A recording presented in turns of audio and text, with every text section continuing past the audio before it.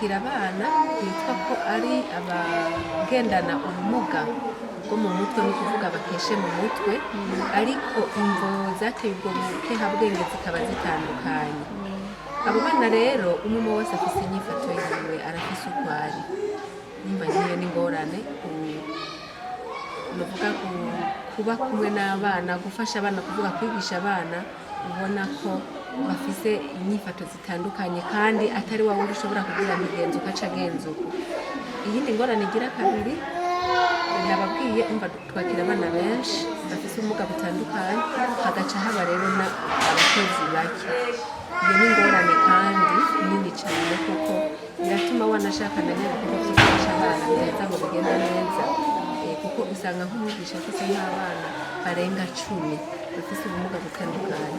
Urumva ko nk'iyo ari ingorane idasanzwe.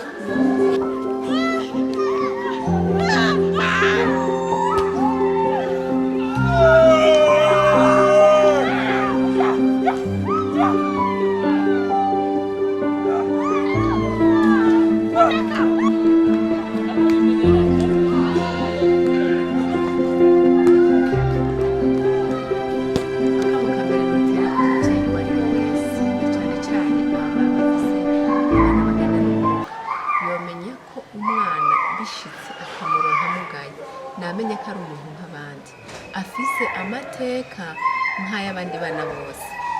Ikindi naco, kubera afise amateka nk'ay'abana bose, ni kuvuga ko ageze kuja kw'ishure, namutware kw'ishure, nawe arafise urugero azogerako, arafise aho aziga akageza. Ntabone ko isi n'ijuru bimuguyeko, ni umwana nk'abandi, bazomufasha agere naho ahashitse ubushobozi bwiwe.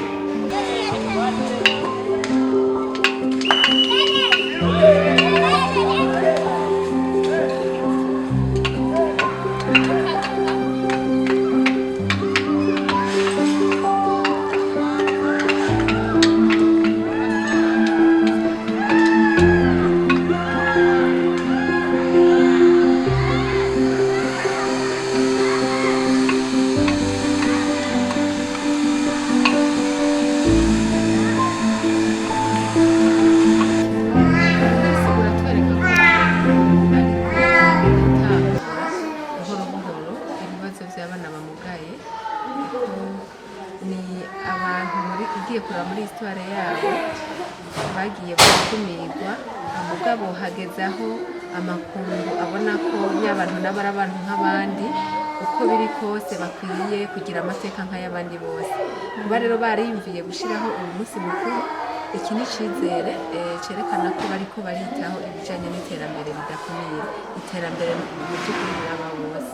Umwana wese arafise ico nokwita amabesoin, ariko ahanini ico dufasha muri rusange, nukuvuga novuga objectif y'iyi centre Akamuri canke ya programa yose, niyo autonomiza umwana, kumuha le minimum d'autonomie qui lui permettre de s'intégrer dans la société, dans la vie sociale, dans la vie professionnelle. Kuvuga ko inyigisho zose dutanga zituruna kuri ico kintu kijanye na autonomie, autonomisation de l'enfant handicapé.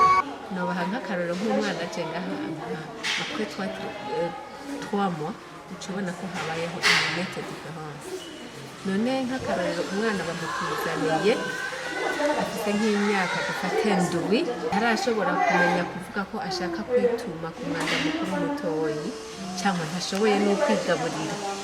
Mugabo inyuma y'amezi 3 ugasanga arashoboye kuvuga, kukwereka n'iyo tobavuga, kukwereka akoresheje ibimenyetso, jewe nshaka ku mwanda, nshaka kugenda mu bwiherero.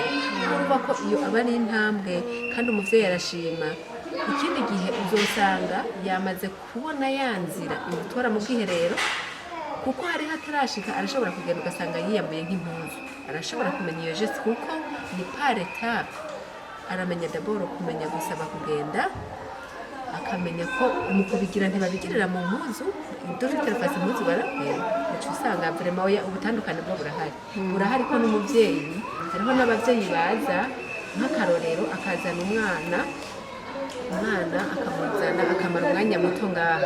Hariho nk'uwo bazananye canke umubanyi après x temps ukabona aragarutse ngo urumva ngo nari ngarutse ngo gusaba ngo ikibanza cy'umwana ngo yari yarigeze kuba ngaha kera ngo nabonye uwo bari kumwe ngo cyangwa umubanyi we yarateye imbere ngo iyo menya nanje ngo ubu nanje aba ameze kuva ko n'uwo muvyeyi atabandaniza iryo shaka ryo kumuzana afise regret baratera imbere mu by'ukuri.